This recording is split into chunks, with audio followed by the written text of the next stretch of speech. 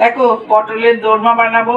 এই বীজগুলো বের করে নিয়েছি ভেতর থেকে, বের করে এইগুলো বের করেছি। এবারে এটাকে পেস্ট করে নেব। প্রথমে পটলগুলোকে ভেজে নেব।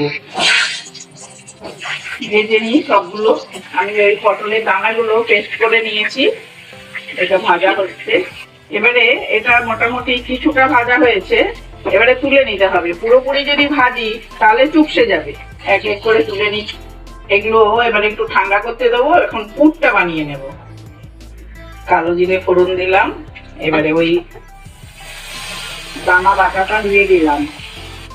এবারে এখানে কিছু কিছু মশলা দেব পরিমাণ মতো নুন, কাঁচা লঙ্কা বাটা, জিরের গুঁড়ো, আদা, এগুলো সব একসঙ্গে কষে নেব। এই নিরিমিষে তোমরা এখানে পনিরটা হাত দিয়ে গুঁড়ো করে বা ছানা গুঁড়ো করে দিতে পারো, ভালো লাগবে। আমার ওটা নেই, আমি এমনি করছি। কাজু কিশমিশ দেবো এটার মধ্যে, টুকরো করেছি। কাজু কিশমিশ বাটা না, টুকরো করেছি, দেব। বলেছিলাম কাজু কিশমিশ দেবো। কাজু কিশমিশ গুলো আমি না এই কেটে কেটে নিয়েছি। বাটা করলে হতো, কিন্তু আমার ছেলের মুখে পড়বে এরকম করতে হবে।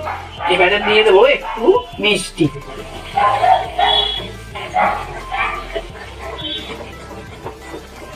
এবার এই আমার পুরটা রেডি হয়ে গেছে। এবারে এটাকে একটু ঠান্ডা করব। এইভাবে আস্তে আস্তে আমি ভরে নিচ্ছি। আমার 7খানা পটল, আমি ওই পুরটাকে সাতটা ভাগে ভাগ করে নিয়েছি। এবারে এভাবে আস্তে আস্তে ভরে দিচ্ছি। একটু যত্ন করে ধৈর্য নিয়ে ভরতে হবে, কারণ আমি কিন্তু মুখটা আলাদা করে কাটিনি। ওই চামচটা ঢোকাতে যেটুকুনি ফাঁক হয় সেইটুকুনি হয়েছে। দেখো আমার সবগুলো পটলে পুর ভরা হয়ে গেছে। এবারে গ্রেভিটা বানাবো। একটু সাদা তেল দিলাম। এবারে দেব কালো জিরে আর গরম মশলার গুঁড়ো। এখন দিয়ে দেবো কুচনো টমেটো। দেবো একটু লঙ্কা বাটা, কাঁচা লঙ্কা বাটা, আর নুন, হলুদ, জিরের গুঁড়ো, কাশ্মীরি রেড চিলি, গ্রেভিটাতেও হালকা করে মিষ্টি। এবারে দেবো, তেল ছেড়ে দিয়েছে, এবারে দেবো কাজু, পোস্ত আর ওই যে তিল, সাদা তিল একসঙ্গে বেটে নিয়েছিলাম।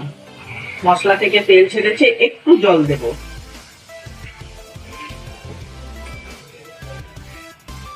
দই দিয়ে দিচ্ছি একটু। এবারে পটলগুলো এক এক করে ছেড়ে দেব।